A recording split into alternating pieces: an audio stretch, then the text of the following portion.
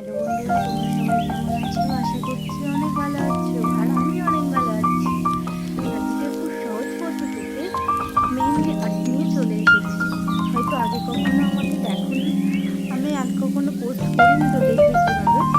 তো যাই হোক, খুব সহজ একটা মেহেন্দি আর্ট নিয়ে চলে এসেছি। তার জন্য আমি নিয়েছি মেহেন্দি আর একটা কটন ফ্যাব।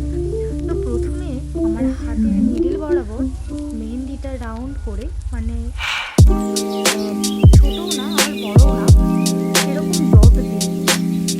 এখানে আমার মেহেন্দিটা একটু প্রবলেম করছিল, কারণ হচ্ছে এই মেহেন্দিটা আমার অনেক দরকার। ওই জন্য মানে একটু হয় না যে হালকা প্রেস দিলে অনেকটা বেরিয়ে যায়, ওরকম প্রবলেম হচ্ছিল। তার জন্য কোনো জায়গায় বেশি, কোনো জায়গায়